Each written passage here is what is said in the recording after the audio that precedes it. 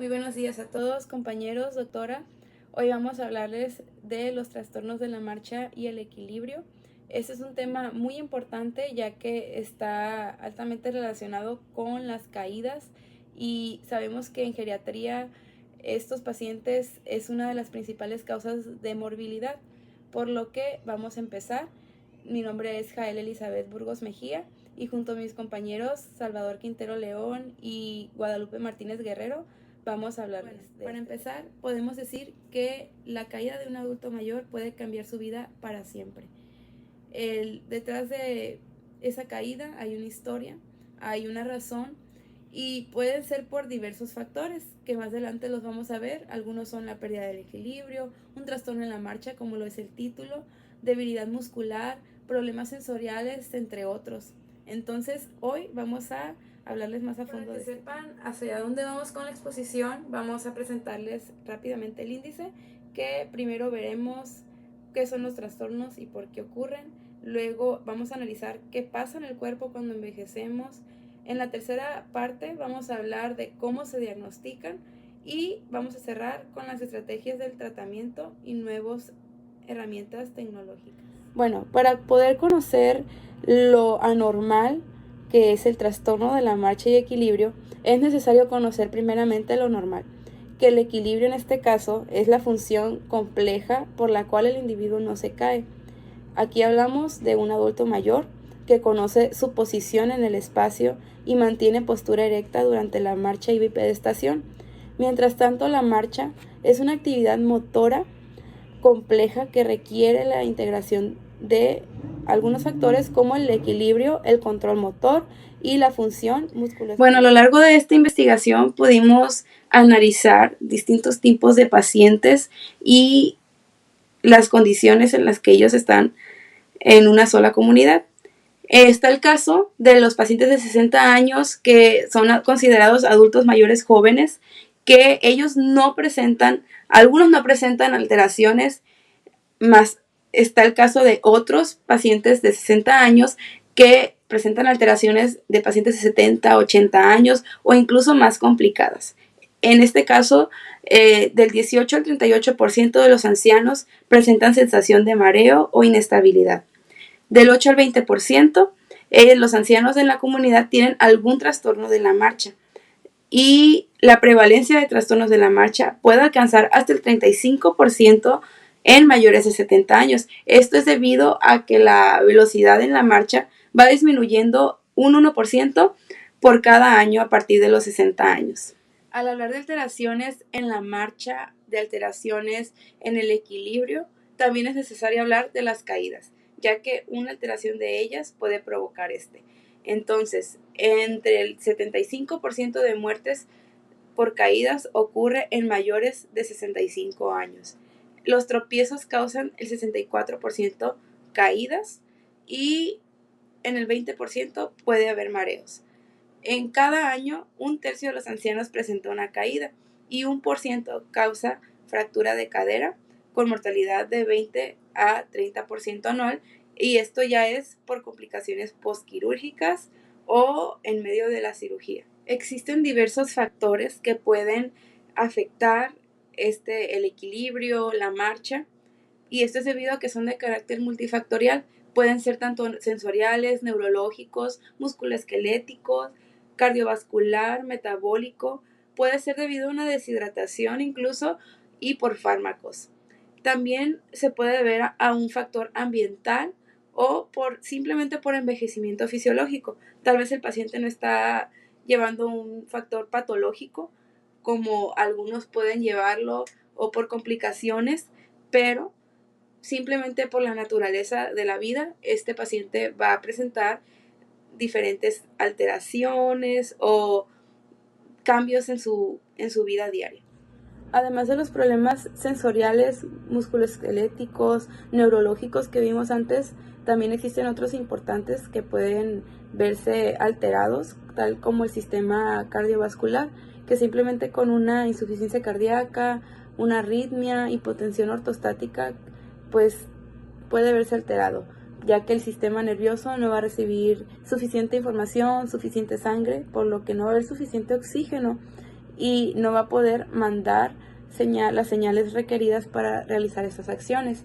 Cuando hablamos de hipotensión ortostática, hablamos de un paciente que simplemente con levantarse de su cama, levantarse de su silla, su presión arterial va a disminuir súbitamente y puede tener manifestaciones como debilidad, el paciente va a batallar para caminar o diversas manifestaciones que vamos a ver más adelante. Luego, cuando hablamos de alteraciones en el metabolismo o deshidratación, una anemia, como ya lo mencionamos, que puede por la misma falta de oxígeno. Luego, cuando hablamos de alteraciones tiroideas, afecta el metabolismo. Y al hablar de deshidratación, pues también es otra que los diuréticos pueden causarla.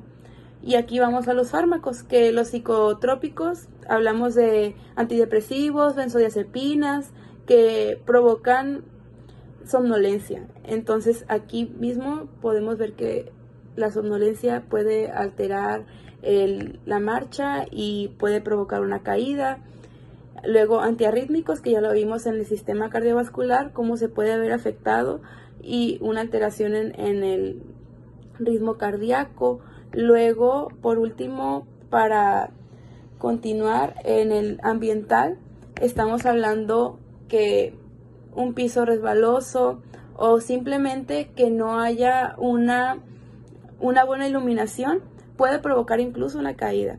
Y cuando hablamos de el envejecimiento fisiológico, pues una enfermedad, cualquier patología ya puede ser un problema más grave que antes. Entonces es necesario estar conscientes que el envejecimiento es algo natural y que nadie lo puede evitar, solamente la muerte.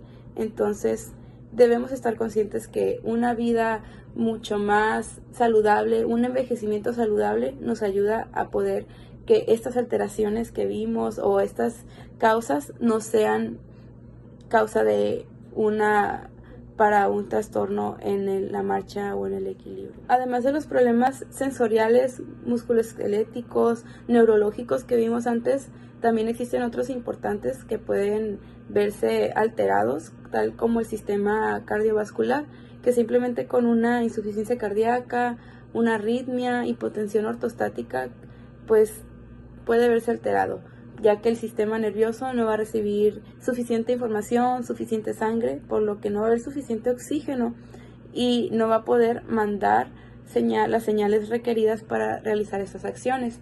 Cuando hablamos de hipotensión ortostática, hablamos de un paciente que simplemente con levantarse de su cama, levantarse de su silla, su presión arterial va a disminuir súbitamente y puede tener manifestaciones como debilidad, el paciente va a batallar para caminar o diversas manifestaciones que vamos a ver más adelante. Luego, cuando hablamos de alteraciones en el metabolismo o deshidratación, una anemia, como ya lo mencionamos, que puede por la misma falta de oxígeno. Luego, cuando hablamos de alteraciones tiroideas, afecta el metabolismo. Y al hablar de deshidratación, pues también es otra que los diuréticos pueden causarla. Y aquí vamos a los fármacos, que los psicotrópicos, hablamos de antidepresivos, benzodiazepinas, que provocan somnolencia. Entonces aquí mismo podemos ver que la somnolencia puede alterar la marcha y puede provocar una caída. Luego antiarrítmicos, que ya lo vimos en el sistema cardiovascular, cómo se puede ver afectado y una alteración en el ritmo cardíaco. Luego, por último, para continuar en el ambiental, estamos hablando que un piso resbaloso o simplemente que no haya una buena iluminación puede provocar incluso una caída. Y cuando hablamos de el envejecimiento fisiológico, pues una enfermedad, cualquier patología ya puede ser un problema más grave que antes. Entonces es necesario estar conscientes que el envejecimiento es algo natural y que nadie nadie lo puede evitar, solamente la muerte. Entonces debemos estar conscientes que una vida mucho más saludable, un envejecimiento saludable nos ayuda a poder que estas alteraciones que vimos o estas causas no sean causa de una para un trastorno en la marcha o en el equilibrio. Hola, muy buenas tardes compañeros. Mi nombre es Salvador Quintero y yo les voy a explicar el tema de la fisiología y la fisiopatología de los trastornos de marcha y equilibrio. Y estos temas nos explican el por qué suceden esas alteraciones. Bueno, la fisiología se va a componer de tres elementos muy importantes, lo que son las aferencias, el sistema nervioso central y los efectores. A lo largo de estas diapositivas yo voy a explicar cada uno de estos puntos, pero a grandes rasgos las aferencias nos van a brindar información sobre el entorno y la propiocepción. Estas las podemos encontrar en nuestras extremidades, en la periferia, y la información se va a dirigir al sistema nervioso central, donde se va a procesar e integrar entre las aferencias y posteriormente a una vía efectora. Y los efectores van a recibir estas instrucciones y las van a ejecutar en una acción, por ejemplo, la postura, el equilibrio, la marcha. Y aquí les voy a explicar cómo se componen las aferencias. Las aferencias están compuestas por tres tipos de receptores sensitivos. Los primeros son los propioceptivos, que los podemos encontrar, aquí podemos ver, en los músculos, las capas articulares, la piel, el tronco. Los vestibulares, como su nombre lo dice, en el aparato vestibular, y a su vez está compuesto por otros dos, que son los canales semicirculares, aquí los podemos observar, y que esos van a controlar los movimientos angulares de la cabeza y el cuerpo, los otolitos, que son el utrículo y el sáculo, y van a proporcionar información sobre las aceleraciones lineales y la verticalidad de la cabeza y el cuerpo. A su vez por los visuales, obviamente para que podamos observar nuestro entorno, y están compuestos por la retina central, que nos va a dar propiocepción en movimientos finos, y la retina periférica, que va a analizar el movimiento que estamos produciendo. Y toda esa información de las aferencias se va a ir al sistema nervioso central. Y el sistema nervioso central, a través de las vías piramidales, extrapiramidales, como son los ganglios basales, el núcleo subtalámico, la sustancia negra y cerebelo, van a comprender la vía del movimiento fino, la precisión, la fuerza, el tono postural y la automatización, cómo nos movemos, cómo caminamos automáticamente, así como los nervios oculomotores, el tercero, el cuarto y el sexto, que van a controlar los músculos intrínsecos y extrínsecos del ojo, la dirección de la mirada y estabilización de la visión durante el movimiento. Los reflejos posturales o vestíbulo-espinales, estos se van a encontrar en el aparato vestibular, como ya mencioné, y están de ahí hacia la médula. Y después son respuestas automáticas. Tenemos las respuestas cognitivas voluntarias y estas nos van a ayudar a la planificación motora, a la anticipación postural, la atención dividida y el control ejecutivo. Y al momento que nuestro sistema nervioso integre esta información, será transformada en una vía eferente motora a través de los efectores, como su nombre lo dice. Y aquí están, forman el tercer elemento del sistema e incluye todo lo del sistema musculoesquelético, como son los músculos, los huesos, articulaciones, tendones, ligamentos, etc.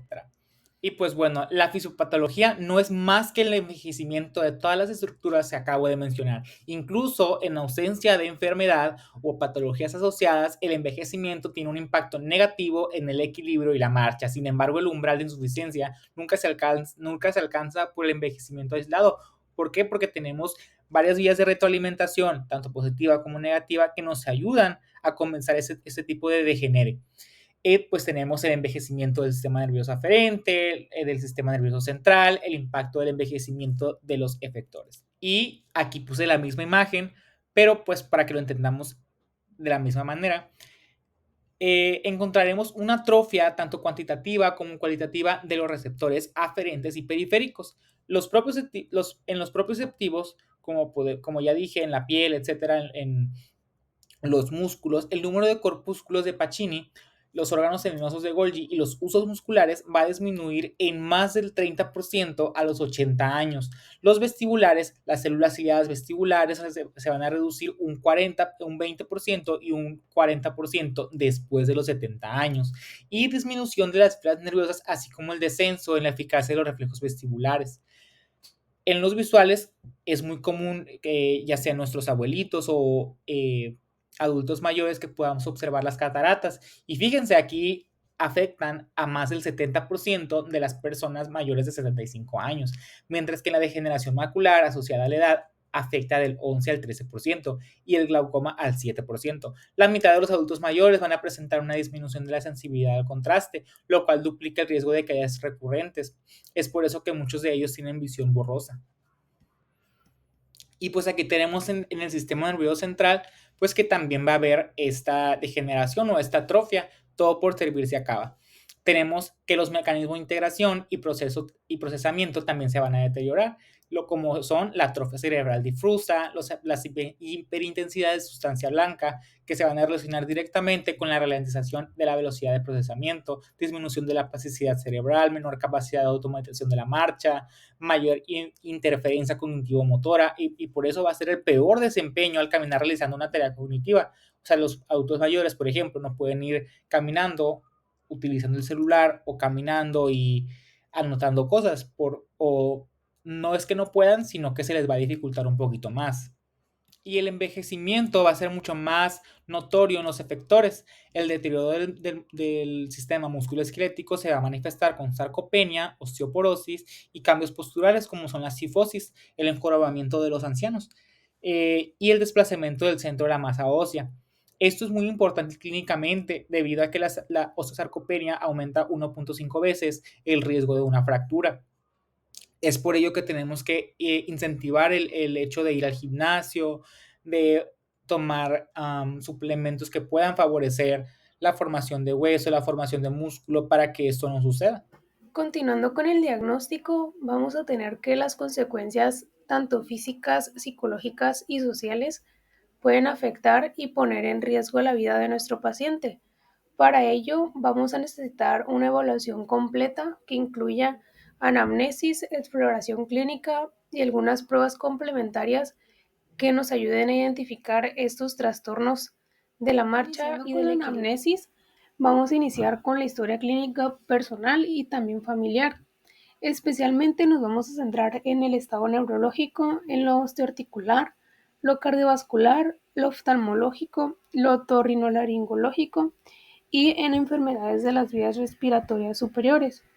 Luego vamos a realizar una revisión de los medicamentos que nuestro paciente consume, pero de una forma muy detallada, y debemos de prestar atención a los fármacos que aumentan el riesgo de caídas, que por sus siglas en inglés se les conoce como FRIT. Estos fármacos, debido a sus efectos secundarios, pues van a provocar eh, mucho más mayor riesgo de caídas. Algunos ejemplos son las benzodiazepinas, los antipsicóticos, los antidepresivos, los opioides, los anticolinérgicos, los antiepilépticos, los diuréticos, los alfa bloqueadores y los beta bloqueantes. Estos inducen al paciente a un estado de somnolencia, también en un estado de hipotensión ortostática, pues produce los trastornos de equilibrio y genera una disminución del tiempo de reacción y un deterioro cognitivo. Como punto número 3, vamos a tener que debemos hacer un historial de caídas del paciente en los últimos 12 meses. Vamos a hacer 4 preguntas y de ahí dependiendo de lo que nuestro paciente nos responda, lo vamos a clasificar. La primera pregunta va a ser, ¿se ha caído durante los últimos 12 meses? Si nuestro paciente no se acuerda en esos últimos 12 meses, podemos preguntar en este último mes, en estas últimas 2 semanas, en esta última semana. Luego la pregunta número 2, ¿cuántas veces se cayó? Y pues es obvio, yo tampoco me acordaría cuántas veces en los últimos 12 meses me he caído, pero pues sí, por eso podemos decirles en estas 2 semanas o en esta semana cuántas veces usted se cayó. La pregunta número 3 es si tuvo alguna lesión al momento de caerse, de la caída, y cuál fue la lesión que tuvo. Y la pregunta número 4 es si de la caída requirió atención médica. Ya con esas 4 preguntas podemos clasificarlo en bajo riesgo, en riesgo moderado y en alto riesgo. Si no tuvo ninguna caída, pues va a ser un riesgo bajo. Si tuvo una caída pero no tuvo ninguna lesión, va a tener un riesgo moderado. Pero si tuvo más de 2 caídas y tuvo una lesión, pues va a ser un alto riesgo de que el paciente siga presentando caídas. El punto número 4 es identificar las casi caídas de nuestro paciente, que estas se definen como las pérdidas del equilibrio sin llegar a caerse. El punto número 5 es preguntar a las personas sobre la capacidad que tienen para poderse levantar del suelo y también pues buscar síntomas asociados como el trastorno de la marcha, los mareos, las náuseas, la debilidad en piernas y la inestabilidad postural. Número 6 es revisar el calzado del paciente, ya que el uso del calzado inadecuado o que ya estén desgastados, pues pueden contribuir a una inestabilidad. Número 7 es evaluar el estado cognitivo y pues el estado de ánimo para detectar síntomas de depresión o de deterioro cognitivo, que estos pueden aumentar las dificultades en su marcha y el equilibrio. El punto número 8 es valorar las funciones de las actividades de la vida diaria y de las actividades instrumentales de la vida diaria. En el punto número 9 es registrar si el paciente necesita ayudas para caminar, ya sea de bastón o de andaderas. Y en el punto número 10 y último es anotar si el paciente tiene apoyo de sus familiares o si cuenta con algún cuidado. En cuanto al examen clínico, este lo vamos a hacer mediante sistemas. En el cardiovascular vamos a buscar si nuestro paciente tiene alguna arritmia cardíaca, si tiene trastornos de la conducción o si tiene hipotensión ortostática, que este es un tipo de presión baja, como su nombre lo dice, hipotensión, que ocurre al ponerse de pie, causando síntomas como mareos, aturdimiento de los oídos o desmayos. En los exámenes que pedimos para realizar este examen es un electrocardiograma, la prueba de hipotensión ortostática, que después de tener al paciente 10 minutos en reposo en cama, vamos a medir la presión arterial en decúbito supino y luego en decúbito prono. Luego vamos a colocar de pie el paciente al minuto y luego a los 3 minutos. Y cuando hagamos este procedimiento vamos a medir la frecuencia cardíaca al mismo tiempo que hagamos esta prueba. En el estado neurológico, lo que vamos a buscar son si hay signos piramidales, si hay signos extrapiramidales, si hay signos cerebelosos, si hay trastornos sensoriales o déficit motores como hemiparesia, si el paciente arrastra los pies o si tiene marcha en escalón. Y otros trastornos que pueden ser si el paciente tiene cojera, si tiene ataxia, si tiene astaxia y si tiene abastia. Para evaluar oído, nariz y garganta, aquí lo que se busca es ver si el paciente presenta sordera, si tiene tinnitus o si presenta nistagmo. Hay una prueba que es la prueba de Romberg, que esta nos sirve para ver si el paciente tiene problemas del equilibrio relacionados con la propiocepción. ¿Cómo vamos a realizar esta prueba? Vamos a poner al paciente de pie o le vamos a pedir al paciente que se ponga de pie con sus 2 pies juntos. Primero vamos a decirle que lo haga con los ojos abiertos y vamos a ver si él es capaz de mantener equilibrio. Luego le vamos a pedir que cierre sus ojos y vamos a ver igual si es capaz de mantener equilibrio. Y aquí es donde vamos a evaluar el resultado de esta prueba. Si tenemos un Romberg positivo, quiere decir que con los ojos abiertos el paciente es capaz de mantener un buen equilibrio, pero al momento de cerrar los ojos el paciente se tambalea o puede llegar incluso a caerse. Y si tenemos un Romberg negativo, el paciente se cae con los ojos abiertos y con los ojos cerrados. Esto no quiere decir, no dice que hay una alteración propioceptiva, sino quiere decir que la alteración es cerebelosa. Luego, para evaluar el sistema ocular, pues vamos a buscar la agudeza visual del paciente, su campo visual y la motilidad ocular que él tiene. Y por último, para evaluar el sistema musculoesquelético y articular, aquí lo que vamos a buscar es si el paciente presenta sarcopenia, si tiene una estática dorsal y lumbar, si tiene buena estabilidad de la rodilla, que generalmente es donde los pacientes presentan más dolor en las rodillas, si tiene buena flexión del tobillo, vamos a observar su morfología y las habilidades que el paciente tiene en los pies. Y aquí la prueba que se usa es la medición de la fuerza de agarre con la mano con un dinamómetro. Según lo que hayamos encontrado al momento de hacer la anamnesis y la exploración clínica, puede ser que sea necesario pedir estudios extras para complementar lo que ya tenemos y lo que ya observamos, sobre todo estudios de imagen. Aquí puse algo muy importante y algunos ejemplos. Si el paciente presenta caídas con pródromos, que quiere decir que tuvo síntomas que aparecen justo antes de caerse, como un estado de alerta de que algo malo va a pasar, pues vamos a descartar, primero vamos a descartar algo cardíaco. Lo que vamos a solicitar pues va a ser un electrocardiograma, y si en el electrocardiograma no sale nada o no nos queda muy claro, pues vamos a solicitar un Holter, que es un aparatito que se pone para monitorear por 24 o 48 horas dependiendo lo que el cardio recomiende. Y luego vamos a valorar la hipotensión ortostática. Si el paciente se está cayendo varias veces y además presenta movimientos anormales o episodios de confusión, vamos a pedir un electroencefalograma para descartar crisis de epilepsia.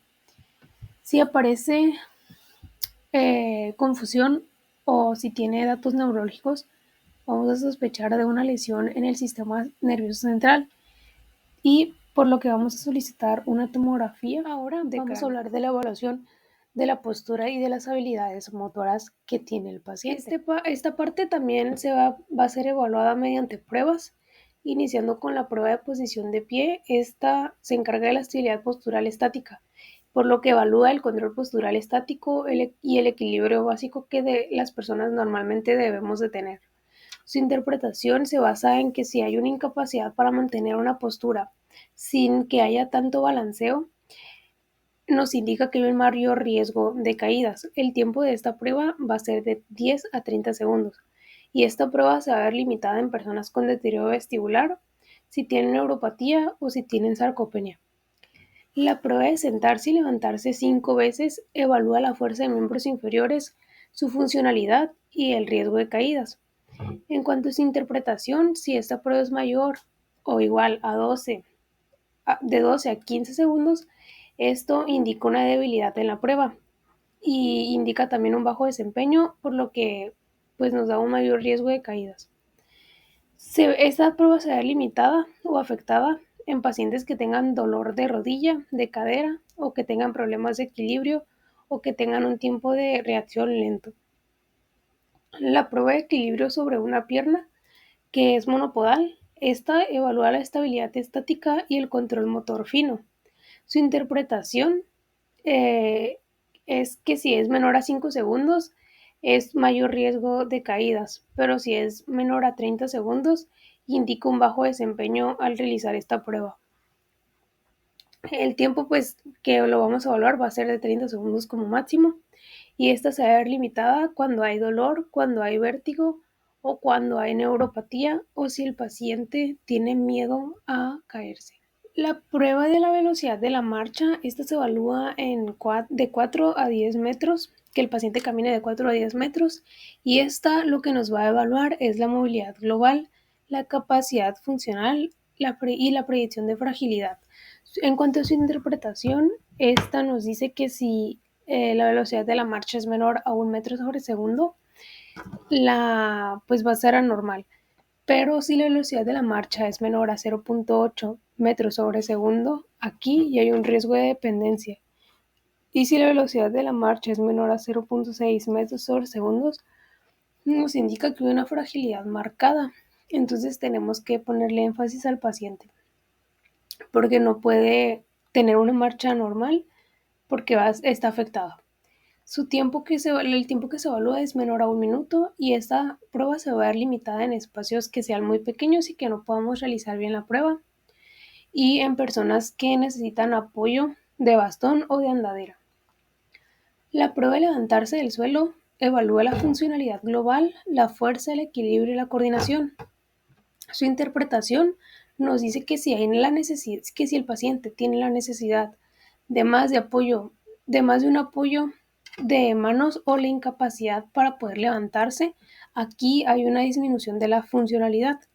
El tiempo que se evalúa pues es variable, pero va entre segundos, de 5 a 10 segundos, y esta se va a ver limitada o va a ser difícil que un paciente con dolor o que tenga una limitación articular o con sarcopenia avanzada pues pueda llevar a cabo esta prueba normalmente.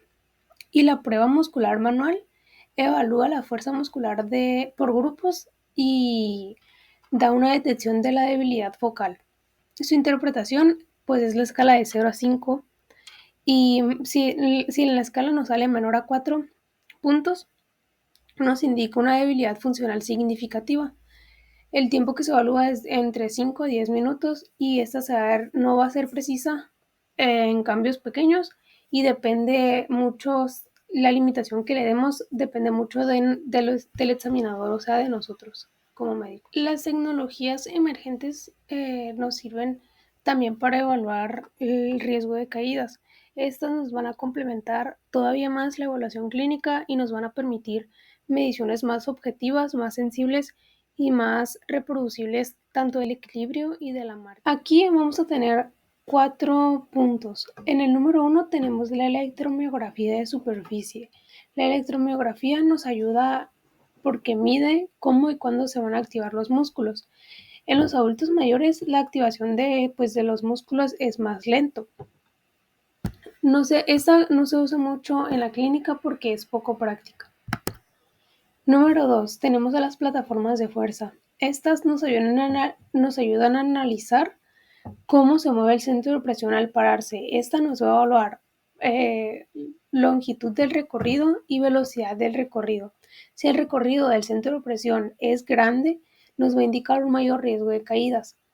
Las plataformas de fuerzas combinadas con inteligencia artificial nos pueden predecir aún más, con mucha más precisión, las caídas. Número 3. Tenemos a los sistemas 3D de movimiento. Aquí entra el llamado Beacon, que este es un sistema de captura en movimiento de alta precisión.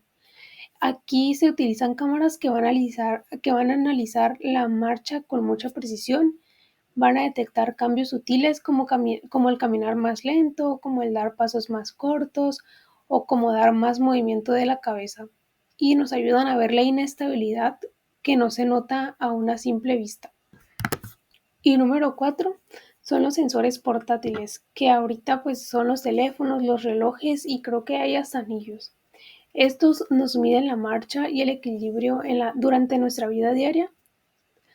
Solo 1 minuto caminando con un sensor nos puede predecir el riesgo de caída con una buena precisión y nos sirven para seguimiento remoto o continuo de un paciente pues que tiene alteraciones en esto.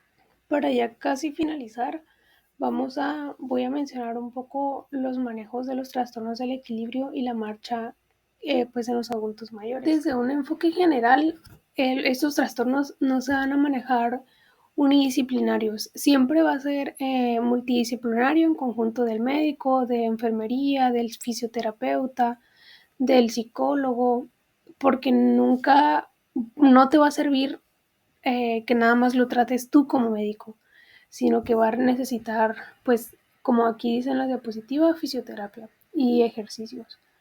Como primer punto, lo que tenemos que hacer siempre pues es la revisión de los medicamentos, porque ya lo había mencionado antes, hay fármacos que aumentan los riesgos de caída, como eran los opioides, los antipsicóticos, los antidepresivos y muchos más que ya había mencionado antes. Como punto número 2, pues el ejercicio es muy eficaz, ya que nos ayuda a reducir el riesgo de caídas hasta en un 20%. Este ejercicio debe incluir fuerza, equilibrio y marcha. Hay un programa útil que se llama programa de Otago. Este se puede llevar a cabo individual, en casa o en grupos guiado por un fisioterapeuta. Lo ideal que realicen este programa los adultos mayores es de 2 a 3 sesiones por semana por más o igual a 6 meses.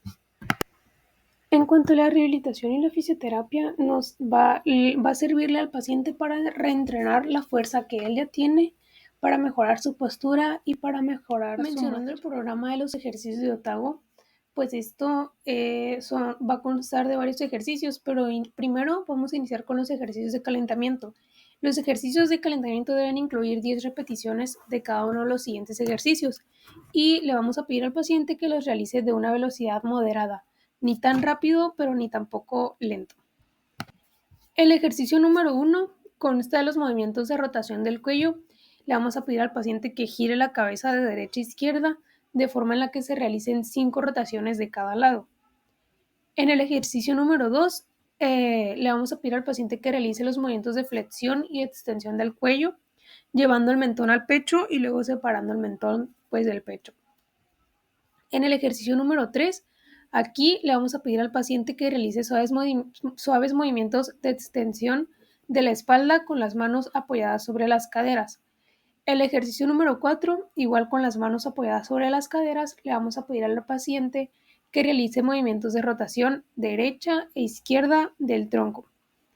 Y por último, el ejercicio número 5, con el paciente sentado en una silla, vamos a pedirle que realice los movimientos de flexión y de extensión. Continuando con los ejercicios, aquí ya vamos a empezar con los de fortalecimiento. Estos van a constar en 20 repeticiones de cada ejercicio y le vamos a poner a nuestro paciente que tenga un poquito de carga con una polaina de 1 o de 2 kilos. El ejercicio número 1 va a consistir en la flexo-extensión de la rodilla con el paciente sentado. El ejercicio número 10 vamos a hacer una flexión de la rodilla, pero ahora en posición de pie. El ejercicio número 3, vamos a pedirle a nuestro paciente que haga una abducción de la cadera, igual en posición de pie. El ejercicio número 4, le vamos a pedir al paciente que se eleve con sus puntas de los pies y que haga 20 repeticiones de ellas. Y por último, el ejercicio número 5, vamos a decirle al paciente que se coloque sobre los talones, igual va a realizar los movimientos con los talones, se va a elevar y va igual a realizar 20 repeticiones. Siguiendo con los ejercicios de equilibrio, que al terminar estos ejercicios se recomienda al paciente que camine de 10 a 20 minutos, porque sí son más ejercicios, son 2 ejercicios y pues iniciando con el primero, le vamos a pedir a nuestro paciente que haga una flexo-extensión de la rodilla en posición de pie, que realice 30 repeticiones, pero que no tenga ningún apoyo, que no se agarre de una mesa, de la silla o algo. En el ejercicio número 2, le vamos a pedir a nuestro paciente que se siente y se levante de la silla 20 veces igual, sin apoyo de las manos. El ejercicio número 3, vamos a poner a nuestro paciente que suba y baje 4 pisos por las escaleras. En el ejercicio número 4, vamos a pedirle a nuestro paciente que realice una marcha lateral, que dé 30 pasos a los laterales y que haga 4 series de ellas sin tener apoyo de sostén. El ejercicio número 5, vamos a poner a nuestro paciente a caminar 30 pasos hacia atrás, que realice 4 series de estas y que tenga algún apoyo, que puede ser una barra y que nada más se sostenga con su manita. En el ejercicio número 6, vamos a pedirle al paciente que camine en 8, o sea, en forma de 8, 4 veces y sin ningún apoyo. El ejercicio número 7, le vamos a pedir al paciente que mantenga el equilibrio en apoyo unipodal durante 30 segundos sin tener apoyo de los brazos o de las manos. En el ejercicio número 8, le vamos a pedir a nuestro paciente que mantenga el equilibrio en un solo pie durante 10 segundos con los ojos cerrados y que no tenga ninguna ayuda. En el ejercicio número 9, el paciente va a caminar con las puntas de los pies 30 pasos, igual 4 veces, pero igual con la misma ayuda de la barrita. El ejercicio número 10, le vamos a pedir al paciente que camine, pero ahora con los talones, igual 30 pasos y con la ayuda, y con las mismas 4 repeticiones. Y por último, en el ejercicio número 11, le vamos a pedir a nuestro paciente que camine en tándem, que es poner un pie y luego poner el pie y en la punta del pie, con tu punta de pie, poner tu otro pie con el talón. Igual, 30 pasos, 4 veces y con apoyo. Y ya con esto nosotros vamos a evaluar y pues nos va a servir como una prueba para ver si el paciente pues tiene buena marcha, si tiene buen equilibrio o si tiene alguna alteración en ellas. En el punto número 4 es la evaluación sensorial. Aquí vamos a revisar la vista y la audición. La pérdida auditiva que no está corregida duplica aún más el riesgo de caídas y los ajustes visuales muy bruscos pueden empeorar la estabilidad. En el punto número 5 es terapia ocupacional y casa segura. Tenemos que revisar los riesgos que el paciente tenga en casa o que nos diga los pacientes que tienen los riesgos que tiene en casa, qué tipo de iluminación tiene, si tiene escaleras, si tiene alfombras, cómo es la condición de su baño, de su cuarto, si no hay partes donde se pueda tropezar. Y podemos usar pues apoyos simples como barras para que los pacientes se puedan agarrar y tengan una marcha más estable y que eviten obstáculos. También en el punto número 6 podemos utilizar tecnologías de asistencia, como lo es el bastón, las andaderas y que haya un calzado adecuado, como también ya lo había mencionado antes.